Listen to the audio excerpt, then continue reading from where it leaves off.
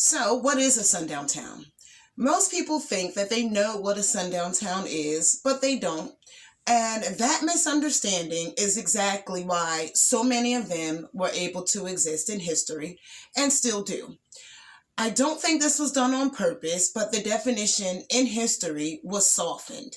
And that led to this misunderstanding that we have nationwide. So let's set the record straight.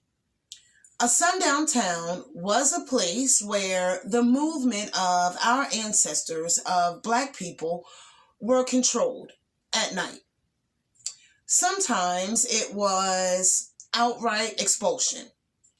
Other times it was, you better not be caught in the wrong part of town after the dark, after the sunset. For me, it was on the other side of town. And there's a bunch of nuances in between. Sometimes it was written, sometimes it was posted, and sometimes everyone just knew. While I'm writing my book, I found towns that never put up signs, but the rules were enforced just as effectively. A lot of people hear sundown town and immediately think the Klan or lynchings. They're thinking of the worst case scenarios, right? But history doesn't work like that. It doesn't work like a highlight reel, y'all. Many towns actually specialize in a quiet enforcement. And honestly, those were the hardest ones to recognize. So I made a workbook and a journal. You can check it out. It'll help you recognize the patterns. And I recognized these patterns. They kept showing up town after town. And it showed me that sundown town survived on many things, not just one thing, not just a sign. It survived on segregation, where our families were allowed to live and where they weren't allowed to live. It survived on terror. I'm talking about threats and warnings and arrest, and this is where the signs come in. The Klan and burning crosses and burning homes and violence. Think disappearances. Think beatings and public lynchings. And most towns didn't need all three at one time. They just needed the reputation.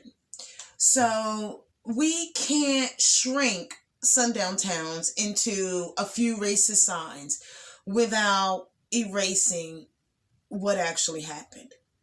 When we do, we dismiss, we don't think about the families that had to leave towns post haste and the generational wealth that was never built. When we frame sundown towns as only places with signs, we can act confused about why segregation still shows up in housing and schools. This is why I'm writing my book, because we need to name this pattern and we need to name it appropriately.